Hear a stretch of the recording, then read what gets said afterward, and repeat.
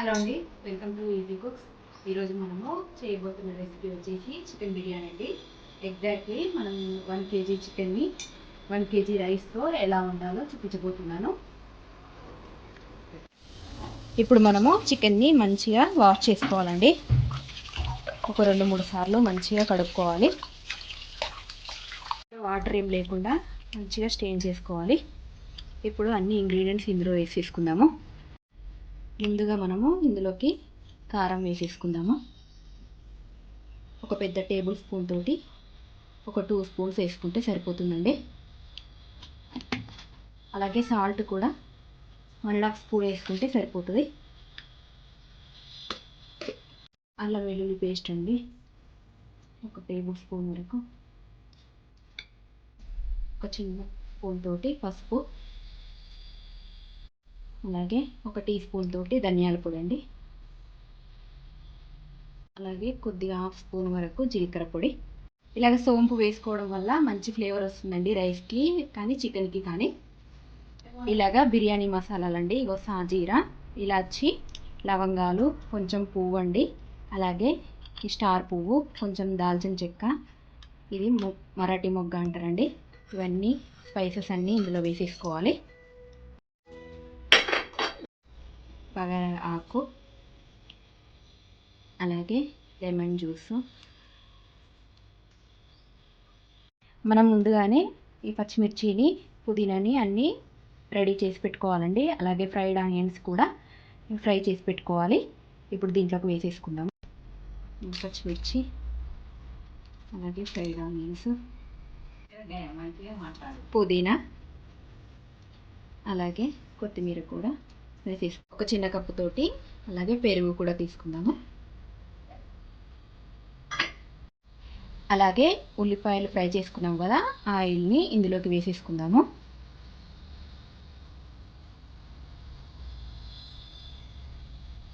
అలాగే మంచి ఫ్లేవర్ కోసం నెయ్యిని కూడా 1 స్పూన్ వరకు వేసేసుకుందాము. ఇప్పుడు అన్నింటినీ మంచిగా మిక్స్ చేసుకుందాము. మనం ఎంత బాగా కలిపితే అంత బాగా వస్తుందండి బిర్యానీ. అలాగే కొద్దిగా మనం ఇంట్లో రెడీ చేసి పెట్టుకున్న మసాలా అండి, గరం మసాలా. ఇలాగా ఎంత మంచిగా మ్యారినేట్ చేసి పెట్టుకున్నామంటే అంత మంచిగా వస్తుందండి బిర్యానీ. మనం రైస్ కూడా ముందుగానే ఒక 1/2 అవర్ ముందు నానబెట్టుకున్నామంటే రైస్ కూడా మంచిగా పొడి పొడిలాడుతూ మంచిగా వస్తుందండి. ఇవి 1 kg రైస్ అండి. ఇప్పుడు కడుక్కుందాము.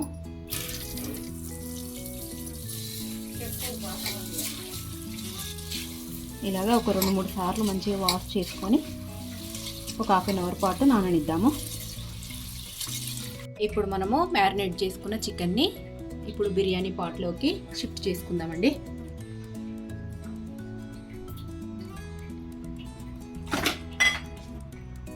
ఇప్పుడు మనము చికెన్ని మొత్తం ఈవెన్గా ఇట్లా స్ప్రెడ్ చేసుకోవాలండి. ఇప్పుడు మనము అడుగున ఇలాగా ఒక ప్యాన్ పెట్టేసుకుందామండి. ఇలాగా మనము కింద ప్యాన్ పెట్టడం వల్ల ఈవెన్గా కుక్ అవుతుందండి రైస్ అనేది. ఇలాగా మూతను పెట్టేసుకుందాము.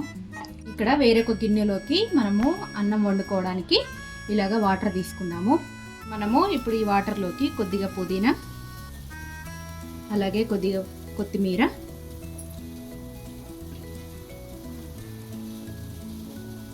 అలాగే ఇక్కడ బిర్యానీ మసాలాలన్నీ వేసేసుకుందాము. ఇక్కడ చూపించినవన్నీ వేసుకోండి. అలాగే సాల్ట్ కూడా మనము ఒక 2-3 స్పూన్ల వరకు పడుతుందండి ఇందులోకి. ఒక టీ స్పూన్ వరకు ధనియాల పొడి కూడా వేసుకోవాలండి. మూత పెట్టుకొని మంచిగా వాటర్ని తెరల కాగనివ్వాలండి. ఇప్పుడు వాటర్ మసులుతున్నాయి కదా, ఇందులోకి మనము రైస్ వేసేసుకుందాము.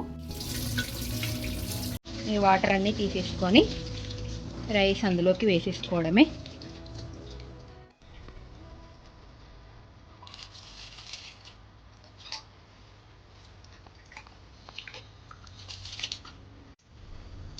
ఇలాగా రైస్ మొత్తం ఇందులోకి వేసేసుకోవాలి.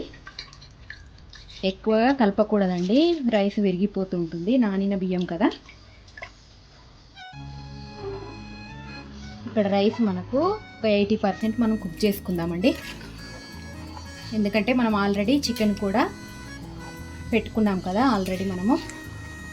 చికెన్ కూడా కుక్ అవుతుంది కాబట్టి మనం ఇక్కడ ఓన్లీ 80% కుక్ చేసుకుంటే సరిపోతుంది రైస్ని. ఇక్కడ చికెన్ కూడా మనకు రెడీ అవుతుందండి. దీంట్లోకి మనము రైస్ వేసేసుకొని దమ్ పెట్టుకుంటే సరిపోతుంది. ఇప్పుడు రైస్ మనకు రెడీ అయిందండి. ఇగో ఇలాగా,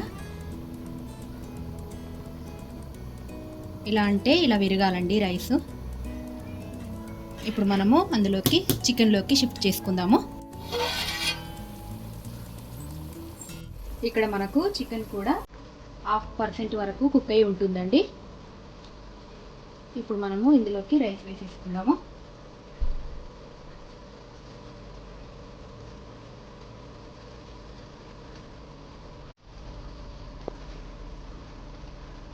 ఇలాగా ఈవెన్గా స్ప్రెడ్ చేసుకోవాలి.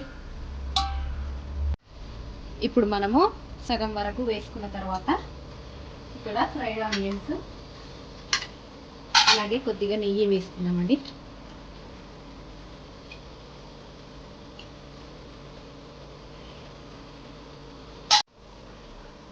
నెయ్యి కూడా అంతా కలిసేలాగా వేసుకోవాలండి. ఇందులోకి వేసేసుకోవాలి.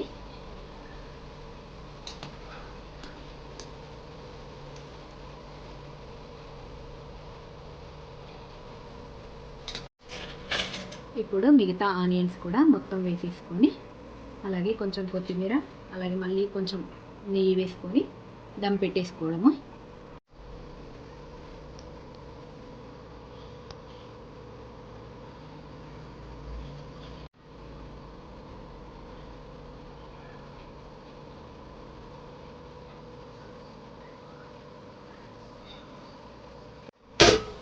మూత పెట్టేసుకొని దీని మీద ఏదైనా బరువు పెట్టుకోవాలండి.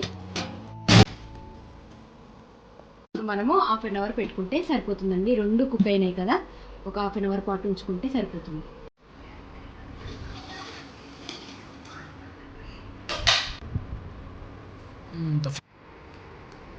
వేడి వేడిగా బిర్యానీ రెడీ అయిపోయిందండి. ఇప్పుడు మనము ప్లేట్లోకి పెట్టేసుకుందాము.